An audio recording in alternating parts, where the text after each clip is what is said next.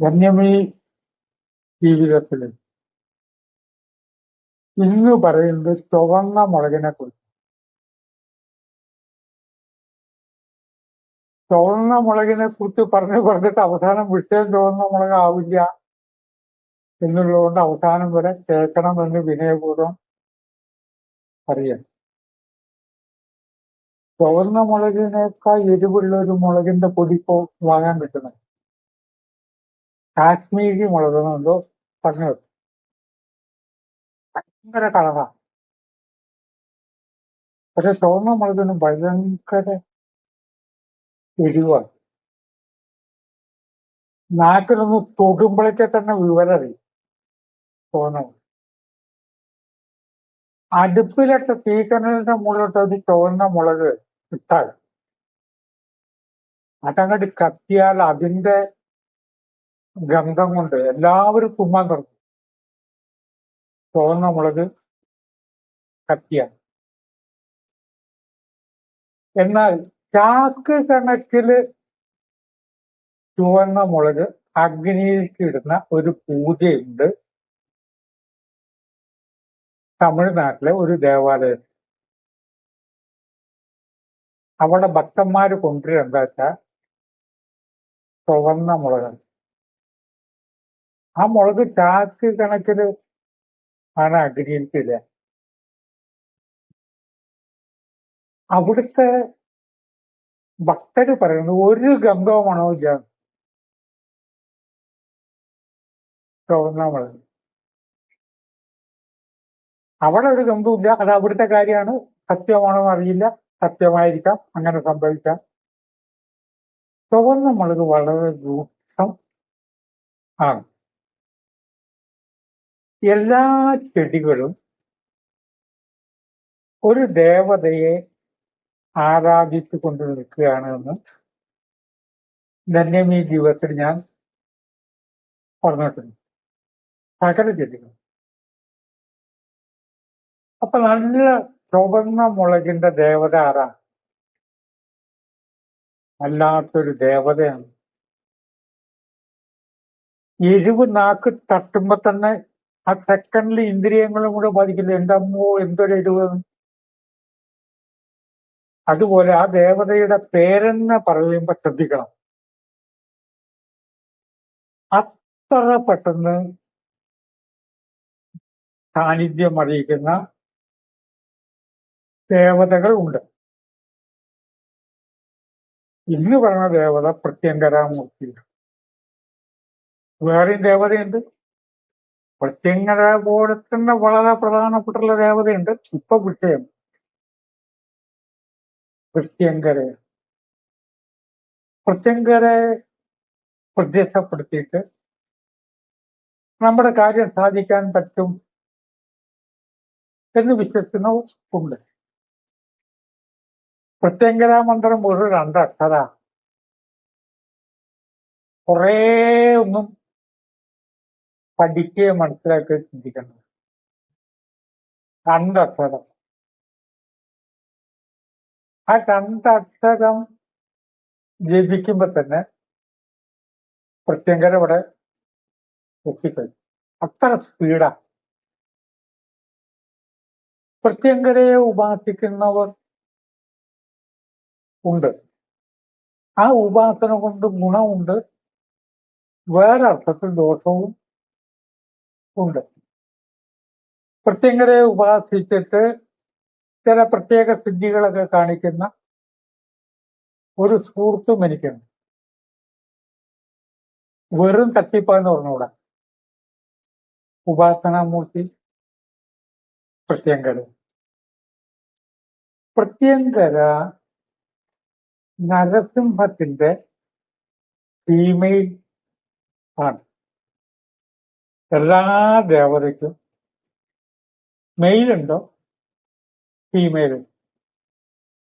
അത് പ്രകൃതിയുടെ പ്രപഞ്ചത്തിന്റെ ഒരു സ്വഭാവം. നരസിംഹം എന്ന് പറഞ്ഞാൽ അങ്ങനെ ചീത്തമൂർത്തിയല്ല. അറ്റ് പ്രസന്റ് പെട്ടെന്ന് എന്നാണ് അർത്ഥം. അങ്ങനെയല്ലേ? നരസിംഹത്തിന്റെ ക്ഷോഭ പുതുക്കുന്നില്ല എന്ന് പറഞ്ഞാൽ ഒരു സെക്കൻഡിനുള്ളിൽ പ്രഹ്ലാദൻ താഴ്ത്തിച്ചു, എന്നെ ഇപ്പൊ രക്ഷപ്പെടുത്തി തരണം. പകല് കൊല്ലരുത്, രാത്രി കൊല്ലരുത്, വീടിന്റെ അകത്ത് വെച്ച് കൊല്ലരുത്, പുറത്ത് വെച്ച് കൊല്ലരുത്, ഭൂമിയിൽ വെച്ച് കൊല്ലരുത്, ആകാശത്ത് വെച്ച് കൊല്ലരുത്, ആയുധം ഉപയോഗിച്ച് കൊല്ലരുത്, പകല് കൊല്ലരുത്, രാത്രി കൊല്ലരുത്, സ്ത്രീ ആവരുത്, പുരുഷനാവരുത്. മോഡേൺ സയൻസ് നല്ലപോലെ പഠിച്ച് അവനവന്റെ കാര്യത്തിന് അനുസരിച്ച് സുരക്ഷിതത്വം കവചമുണ്ടാക്കിയ വ്യക്തിയാണ് ഹിരണ്യകശിപു. ഹിരണ്യകശിപു ചെയ്ത് തന്നെ നമ്മൾ ചെയ്യണത്.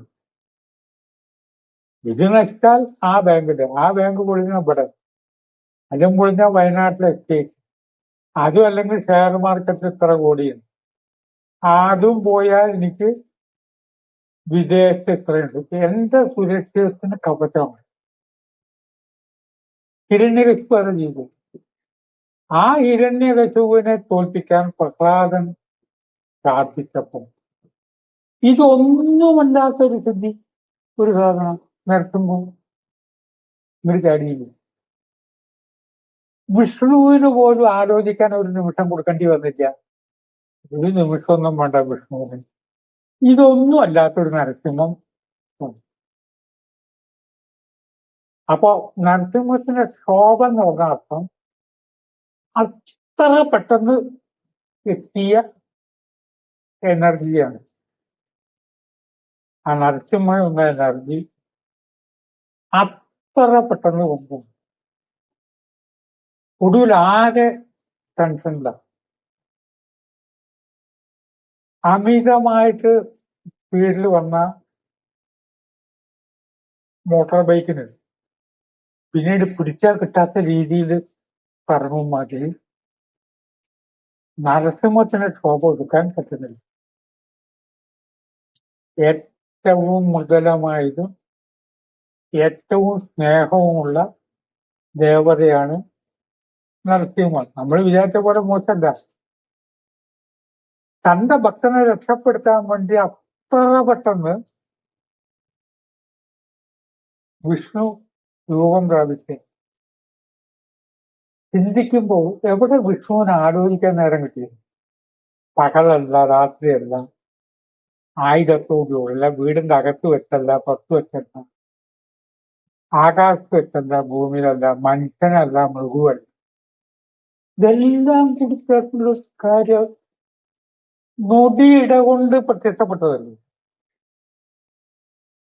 അപ്പൊ ആ ക്ഷോഭം നശിപ്പിക്കുന്നത് എങ്ങനെ? നരസിംഹത്തിന് ക്ഷോഭമൊന്നുമില്ലാട്ടോ. പക്ഷെ അത് നശിപ്പിക്കാൻ ദേവതകള് ശിവനെ പോയി കണ്ടു. ശിവനിൽ നിന്നുണ്ടായതാണ് പ്രത്യംഗം. നമ്മുടെ ബോധത്തിലെ നമ്മളിലെ ശിവനിൽ നിന്നാണ് പ്രത്യംഗത ഉണ്ടാകുന്നത്. ശിവൻ പോയ ശവമാണ്. നമ്മളിലെ ശിവത്തിൽ നിന്നാണ് പ്രത്യംഗത വന്നത്. വേറൊരർത്ഥത്തിൽ പറഞ്ഞാൽ ഫീമെയിൽ, നരസിംഹത്തിന്റെ ഫീമെയിൽ ആണ്. വളരെ പെട്ടെന്ന് രണ്ടക്ഷരം കൊണ്ട് പ്രത്യക്ഷമാവുകയും വളരെ പെട്ടെന്ന് ചെയ്യുന്ന ആ ദേവതയെ ഉപാസിക്കുമ്പോ നല്ല ചോപ്പുള്ള മുളകും അങ്ങനെ തന്നെയാണത്. വേറെ പല ഇതൊക്കെ ഭക്ഷിക്കുമ്പോ അതിന്റെ മധുരോ കൽപ്പോ ഫീൽ ചെയ്യാൻ കുറച്ച് നേരം വരും. ഞാൻ ഈ കടുമാങ്ങ കാര്യങ്ങളൊന്നും അങ്ങനെ ഉപയോഗിക്കില്ല. പക്ഷെ അത് ഉണ്ടെങ്കിൽ സമാധാനം. സാധാരണഗതിയിൽ കഞ്ഞിയൊക്കെയാണ് കഴിക്കുക. പക്ഷെ ഒരു എരിവുള്ള ഒരു സംഗതി അവിടെ ഉണ്ടെങ്കിൽ അത് എടുത്തില്ലെങ്കിൽ ശരി, ഒന്ന് വിരലോണ്ട് തൊട്ട് നോക്കിയാൽ അപ്പോഴേക്ക് ആകെ മാറി നാക്ക് മനസ്സിലായി ഇപ്പം ഭയങ്കരനാണല്ലോ. പിന്നെ എത്ര വേണേ കഴിക്കും. ലഹരി വസ്തുക്കൾ കഴിക്കുന്നവർക്കും ഇഷ്ടപ്പെട്ടത് നല്ല എരിവുള്ള ആഹാരം, നല്ല എരിവ്. അങ്ങനെ എരിവുള്ള ആഹാരം ഉണ്ടാക്കുന്ന കടകളുണ്ട്. പൊതുവെ കള്ള് നിന്ന് കിട്ടുന്ന കറികൾക്ക് ഭയങ്കര സ്വാദുണ്ടെന്ന് അനുഭവസ്ഥര് പറയാറ്. ഞാൻ ഊഹിക്കുന്നത് നല്ല എരിവാവൂല്ലെന്ന് വിചാരിക്കണം, നല്ല എരിവ് ആയിരിക്കും. എരിവ് എന്ന് പറഞ്ഞാൽ വളരെ പെട്ടെന്ന് പ്രാവർത്തിക തലത്തിലേക്ക് വരുന്ന ശക്തി എന്ന്. ഓരോ വാക്കും വരി നമ്മൾ ശ്രദ്ധാപൂർവം വേണം വ്യാഖ്യാനിക്കാൻ. എരിവ് എന്നുള്ളത് മോശം എന്നുള്ളത് അല്ല. നരസിംഹം എന്ന് പറഞ്ഞാൽ ദശാവതാരങ്ങളിൽ ഏറ്റവും സോഫ്റ്റാണ് യഥാർത്ഥത്തിൽ. സ്നേഹിക്കുന്നത്, തന്റെ ഭക്തനെ സ്നേഹിക്കാൻ വളരെ പെട്ടെന്ന് അവതരിക്കുകയാണ്. എന്റെ ദൈവം എവിടേക്കുണ്ട്? തൂണിലും തുരുമ്പിലും ഉണ്ട് എന്ന് പറഞ്ഞ ഈ കുട്ടി. ഞാൻ ഇടയ്ക്കിടയ്ക്ക് ചിന്തിക്കുന്ന കാര്യം, തൂണിലും തുരുമ്പിലും ഉണ്ട്. ഈ തൂണിലുണ്ടോന്ന് ആ തൂണിൽ നിന്നാണ് നരസിംഹം പൊട്ടിയത്. ഈ തുരുമ്പിലുണ്ടോന്നാണ് ചോദിച്ചിരുന്നെങ്കിലോ, സെക്കൻഡുകൾ വേണ്ട, ചിലപ്പോൾ വേറെ രൂപമായിരിക്കും പ്രത്യക്ഷപ്പെടും. സെക്കൻഡുകൾ. മഹത്തായ തത്വങ്ങൾ ഇതിൽ ഒളിഞ്ഞിരിക്കുന്നു എന്നാണ് ആദ്യം നാം ആലോചിക്കേണ്ടത്. അത് തികച്ചും ശാസ്ത്രീയം തന്നെയാണ്. ചിന്തയ്ക്ക് വിട്ടുവാക്കുകൾ സംഭരിക്കുന്നത്.